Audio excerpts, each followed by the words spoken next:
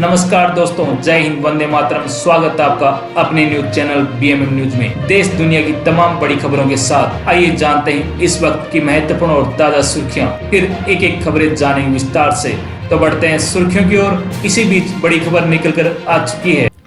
अब ईरान ने मचाई तबाही, खाड़ी में अमेरिकी ठिकानों पर दागी मिसाइल, होर्मुज भी लो। आगे क्या होगा? अमेरिका और ईरान के बीच युद्ध जारी है और इस बढ़ते तनाव के बीच अमेरिकी सेना ने ईरान में कई ठिकानों पर ताबड़तोड़ हमले किए हैं। ईरान की राजधानी तेहरान में धमाकों की गूंज सुनाई दी। अमेरिकी राष्ट्रपति डोनाल्ड ट्रंप की इस चेतावनी के बाद अमेरिकी सेना ईरान पर हमले जारी रखेगी। अमेरिका अब ईरान पर लगातार हमले करेगा।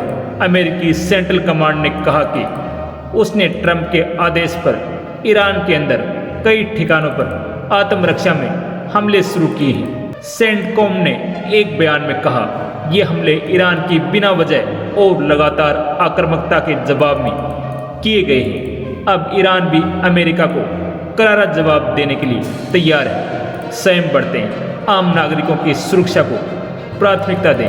भारत ने कॉमर्शियल जहाज़ों पर हुए हमलों का कड़ा विरोध किया है और संयम बरतने की अपील की है। साथ ही आम नागरिकों की जान बचाने की जरूरत पर जोर दिया है, क्योंकि मिडिल ईस्ट के संघर्ष से जुड़े हमलों में कई भारतीय नागरिकों की जान चली गई या वे लापता हो गए। ईरान के हमलों के कारण कुछ समय के लिए बंद किए जाने के बाद कुवैत ने अपना एयर स्पेस फिर से खोल दिया है और कुवैत इंटरनेशनल एयरपोर्ट पर कामकाज दोबारा शुरू कर दिया गया है। क्षेत्र में बढ़ते तनाव के बीच एहतियात के तौर पर देश ने गुरुवार की शुरुआत में अपना एयर स्पेस बंद कर दिया था और उड़ानों का रास्ता बदल दिया था।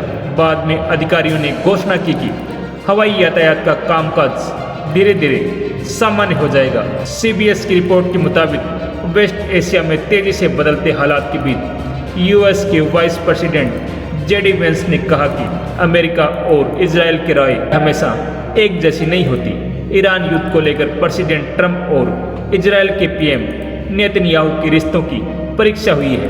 वेंस ने एक खास इंटरव्यू में ये बात कही, जो इस हफ्ते उन्होंने कहा, भले ही इजराइल अमेरिका का बहुत करीबी सहयोगी रहा है, फिर भी कभी कभी ऐसा हो सकता है कि दोनों देशों के हित एक दूसरे से मेल न खाएं और ऐसे में अमेरिका वही करेगा जो उनके अपने हितों के लिए सबसे अच्छा हो। ईरान के इस्लामिक कॉर्प्स गार्ड ने बहरीन, कुवैत और जॉर्डन में अमेरिकी सैन्य ठिकानों पर किए गए मिसाइल और ड्रोन हमलों की जिम्मेदारी ली है। ईरानी सरकारी मीडिया में प्रकाशित IRGC के बयान के अनुसार तेहरान ने बहरीन में अमेरिकी 5 बेड़े के मुख्यालय अल सलेम एयरबेस और जॉर्डन में अजराक स्थित सैन्य ठिकानों को निशाना बनाया। चलिए बढ़ते हैं अगली बड़ी खबर की ओर। अमेरिका के ओमान के पास भारतीय क्रू वाले जहाज पर हमला, 21 को बचाएगा लेकिन 3 लापता। भारत ने अमेरिकी अधिकारियों को तलब किया।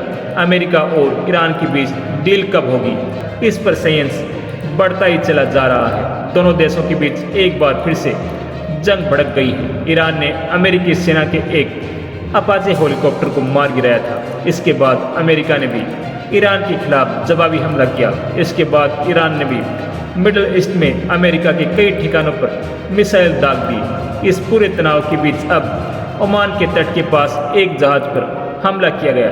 AP के मुताबिक अमेरिकी सेना ने कहा कि उसने ईरान के बंदरगाहों पर लगी नाकाबंदी का उल्लंघन करके ईरान से तेल ले जाने की कोशिश कर रहे एक तेल टैंकर पर गोलाबारी की है।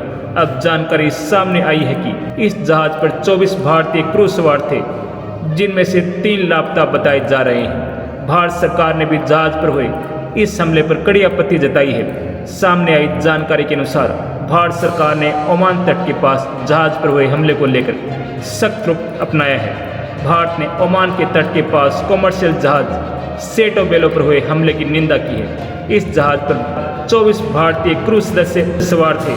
जानकारी के मुताबिक जहाज पर सवार 21 भारतीयों को बचा लिया गया, जबकि 3 अभी भी लापता हैं। भारत सरकार के विदेश मंत्रालय ने अमेरिका के जॉर्ज दी अफेयर्स जेसन मिक्स को तलब किया है। भारत ने क्षेत्र में तनाव कम करने, कॉमर्शियल शिपिंग की सुरक्षा और अंतर्राष्ट्रीय जल क्षेत्र में सुरक्षित नेविगेशन बहाल करने की अपनी मांग दोहराई है। जानकारी के मुताबिक विदेश मंत्रालय में अतिरिक्त सचिव नागराज नायडू ने अमेरिका के 4D अफेयर्स जेसन मिक्स को तलब किया है। इससे पहले ओमान में स्थित भारतीय दूतावास ने भी इस घटना के बारे में जानकारी दी।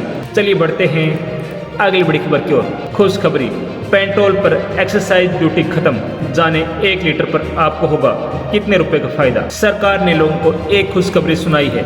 एथेनॉल मिले पेट्रोल पर लगने वाली एक्साइज ड्यूटी खत्म कर दी गई है, यानी अब 22% से 30% एथेनॉल वाले पेट्रोल पर एक्साइज ड्यूटी नहीं लगेगी। आम जनता के लिए खबर किसी तोहफे से कम नहीं है। अब एथेनॉल वाले सस्ते पेट्रोल की मांग बढ़ेगी तो इसका फायदा आम जनता के साथ किसानों को भी मिलने लगेगा।